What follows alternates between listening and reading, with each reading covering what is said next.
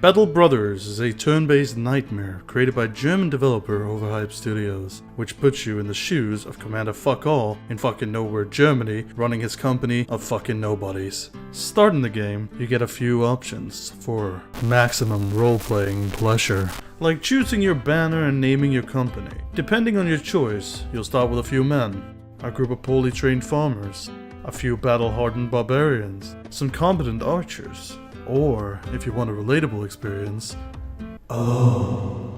These choices also give gameplay bonuses and penalties, some which are incredibly helpful, and others that...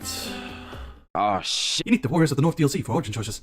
Battle Brothers is a game of freedom. As you spawn into a randomly generated map, you're free to go down the road, up the road, into the woods, up to the mountains, out to the coast, and right into your own death. The only thing you're not free to do is having your men work for free. Why the fuck everything costs money? As you start the game, you'll have limited resources, limited manpower, and no equipment. So how do we fix that? Well, you're a mercenary. Go mercenary. The game is mostly traveling from place to place, picking up jobs and getting your food stocked up, because Bertram won't stop eating 3 times his weight.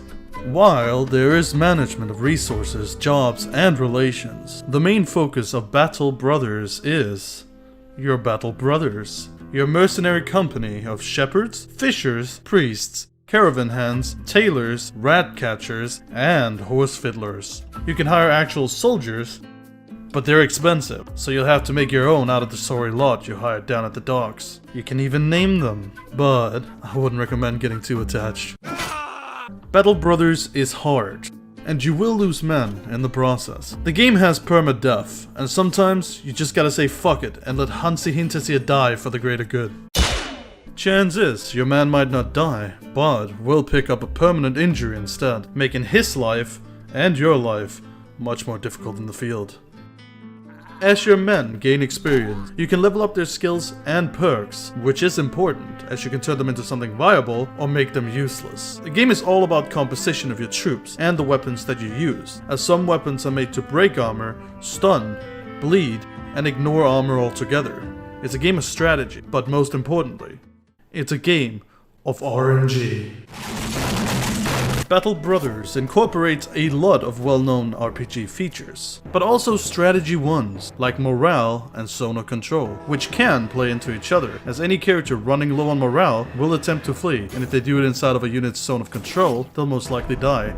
So keep your max happy and drunk! But luckily for you, aspiring commander, morale can also be played against enemies. Stab them, shoot them, surround them, and kill their weaker, unarmored friends to freak them out. Then close in on them and get some free hits. Unless they're undead, then they fear nothing. They are fear.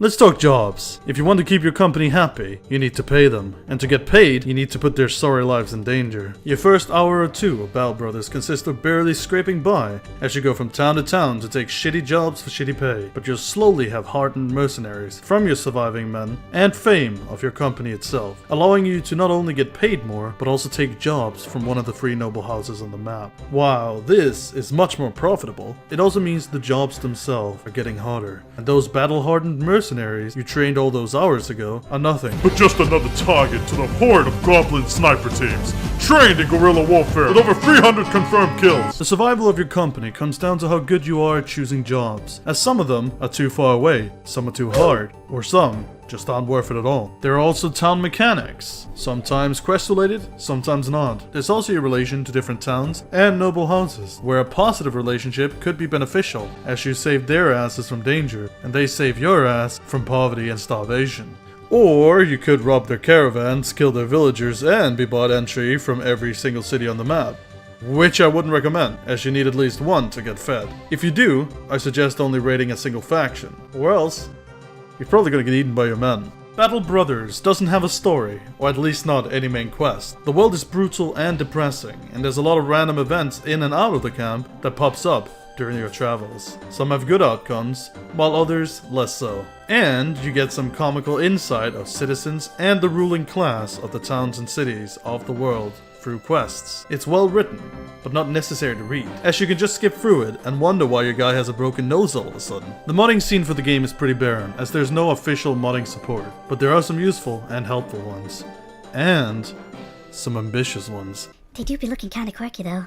There are not many DLCs for the game. One is in the making currently, and it looks promising, adding southern states to the game with their own dangers and benefits, amongst other things. Currently released content, however, I recommend Beasts and Exploration, and Warriors of the North. They both add events, items, enemies, and features that greatly enhance the game. Trust me, these two are worth it, despite the steep price. And they will also make you hate yourself, or me, for recommending them. So question is, should you play Battle Brothers? Well, do you like low fantasy settings and turn-based strategy? Do you like hurting yourself and those around you? And most importantly, do you like Mountain Blade? Then yes, buy it. If you don't like any of those things, buy it anyway. And that's the end.